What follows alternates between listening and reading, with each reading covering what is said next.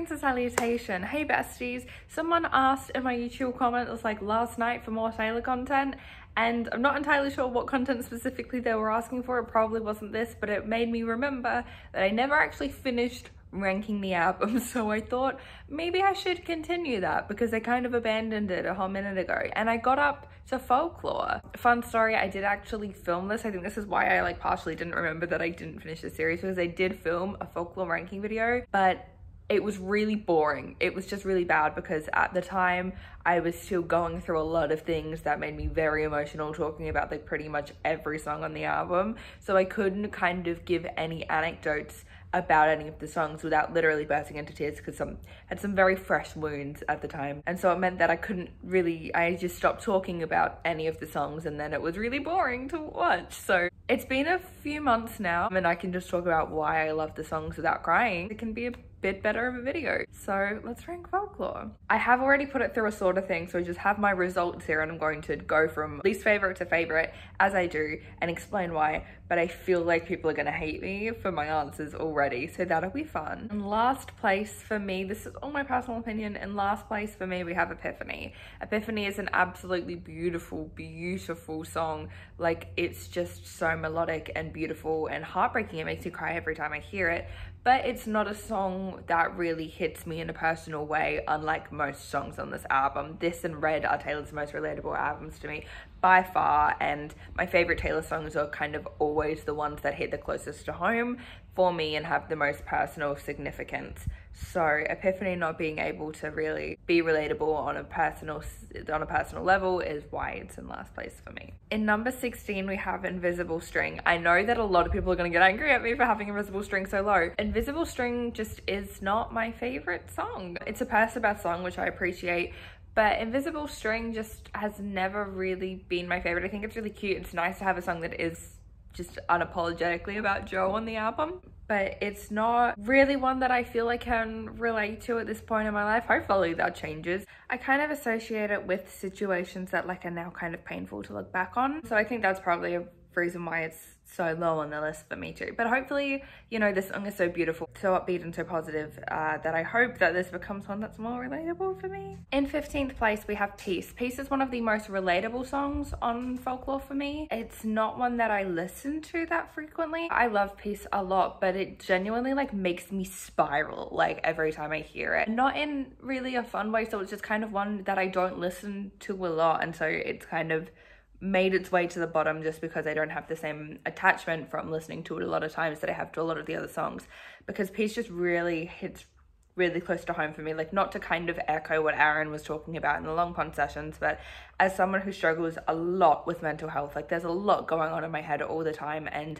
I'm well aware that it affects the people around me. I'm very kind of closed off. I get very closed off and I isolate myself whenever I'm struggling, which happens to be very frequently because she's fucked in the head, and that can really be difficult for anyone who wants to care about me. I know that that's me kind of saying that is very self-destructive, and that I am worthy of love and blah, blah, blah, blah, blah. I'm in therapy about it, but I often feel that I am unworthy of love because of my mental health issues, and I feel like I'm just too heavy for people to hold, and I feel like I'm too much, and I feel like I am no one's best option, and I feel like no one would want to sign up to be with me, and like kind of historically that has been the case.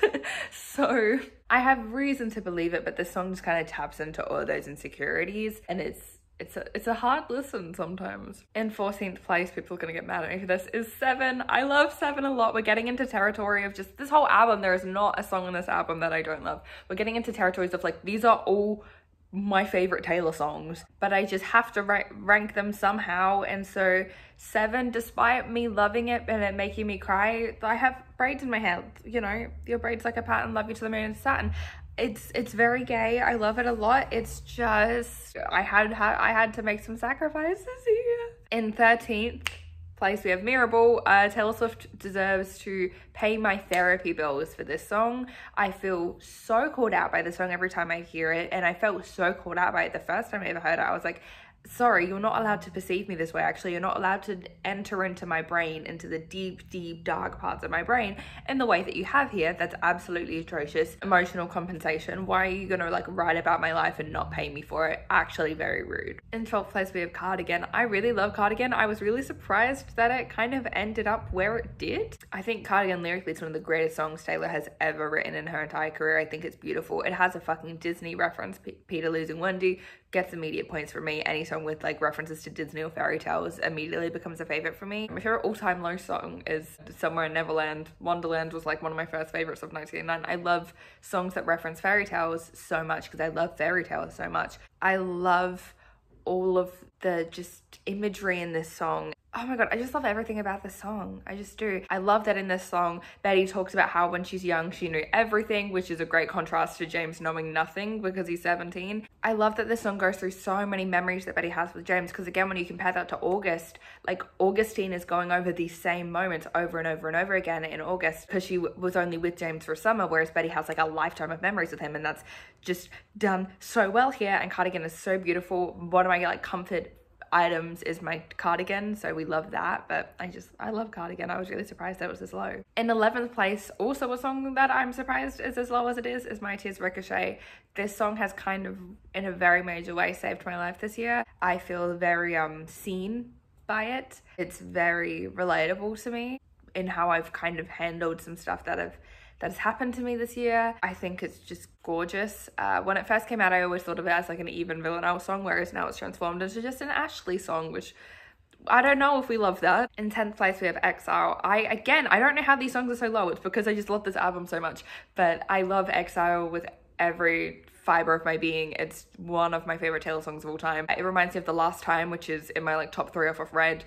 The biggest compliment I could ever give a song is that it reminds me of The Last Time. That's the song I'm most excited for on Red TV besides the Vault songs, honestly. I love Exile. I think it's gorgeous. It reminds me of The Seven Husbands of Evelyn Hugo, which is again like a massive praise for me. That's my favorite book of all time. I cry to this song on a regular basis. It hits really close to home. I love it a lot. In 9th place, we have Illicit Affairs, aka my go-to breakdown song. Nothing hits quite as much as sobbing to this, and specifically like fully like ugly sobbing, like snot coming out of your nose, like full on like going through it sobbing to like, don't call me kid, don't call me baby. Nothing hits as hard as that, because that bridge just does hit so hard. It's so relatable and so painful, and oh my god, Illicit Affairs is an incredible song. In 8th place, we have a happy one for once. We have The Last Great American Dynasty. The song just fills me with such serotonin. It's so fun to dance around to. It reminds me so much of Evelyn Hugo.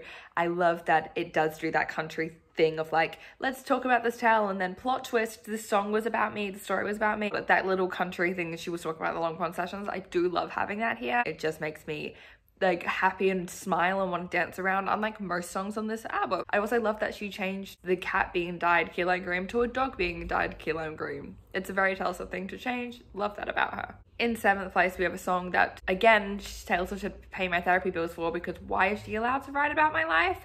We have August. This song, I have 2 moods when listening to it, and it's either ugly breakdown or it's like happy dancing around, feeling like it's a whimsical mayhem. I'm filming this right now in August, so the song has been like my most listened to song the past couple weeks. It's either the most beautiful, fun, magical song in the world, or it's the most heartbreaking song in the world. I'm very much so an Augustine. I'm an Augustine who thought I was a Betty, which I think is a bit sad. It just, I feel so seen and so represented by the song. I remember I went to 2 Tales of Club nights in like February of this year. I was at one of them. They were giving out temporary tattoos. I had like one that was just like red, which I put on my boob because I was trying to show that I was a slut for red. It then was a big regret of mine because you could see it in most shirts, and it was summer still, so I was like, it's the hot weather, what have I done? And then the other one, they had Spotify codes, and I asked for a Spotify code one. She was like, oh, what song do you want? And I was like, oh, surprise me, it'll be fate. Whatever song you give me will be like a prophecy. And it ended up being August.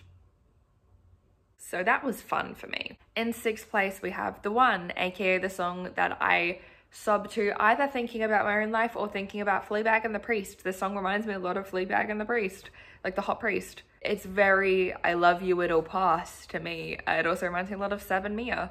It's a very painful song. Diana Agron is typing. In 5th place, we have The Lakes. This is the Anakin and Padme song, like just the Anakin and Padme song. It's also really beautiful. I want Auroras and Sad Pros. This song just feels like so comforting to me. It's again not necessarily a song that I can relate to on every aspect. I would like to go, you know, to the lakes where all the poets burn to die. It's not necessarily one that I'm like, I have a person who I'll run away to the lakes with too.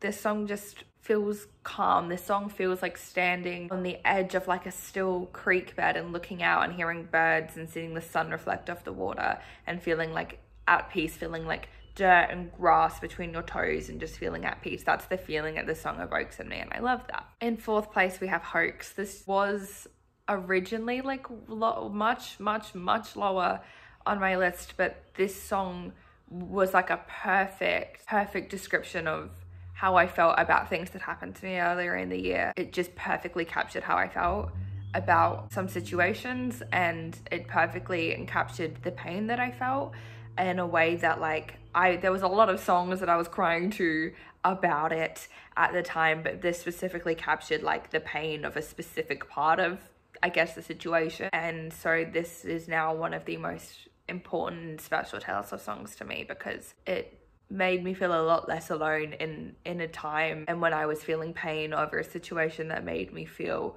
cripplingly alone. Yeah, Hoax is really special to me. In third place, we have Betty, because I'm gay.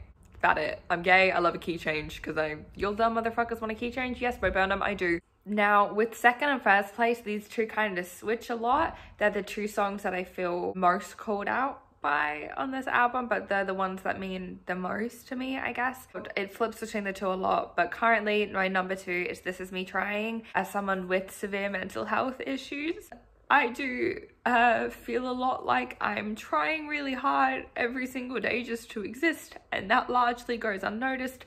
People pick up on the things that you're not doing more than how much you're trying to just be here, and this song reminds me a lot about that. I also have a family history of alcoholism, and while that makes me stay really far away from alcohol, even the second verse just kind of taps into the like pouring out my heart to a stranger, but I didn't pour the whiskey. That kind of talks to like the fact that I know that that's kind of within me, and I have to stay away from alcohol pretty much as a whole to not tap into that, but is a very tempting thing a lot of the time, because it's like, oh, this is a coping mechanism that seems to have worked for a lot of my family. Not tapping into that is kind of me trying a lot of the time. I'm sorry, I'm being a little bitch about this. Yeah, This Is Me Trying is a time. And number 1 for me right now is Mad Woman. I am a victim of narcissistic abuse, and I have been gaslit by people pretty much my entire life. This song really taps into that for me, and it makes me really emotional. I can't listen to the bridge of Mad Woman without sobbing. I love Mad Woman a lot. And you'll sleep on it, so stop that.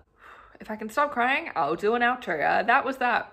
Sorry that I got emotional again. I'm annoying. Sorry. I hope this video was okay. I love you. Tell me your favorite songs in the comments, please. I want to talk about Taylor Swift forever. I just do. She's the reason I'm still here. So please talk to me about Taylor music. I love you. I'll see you very soon. I'm sorry for my breakdown. Mwah.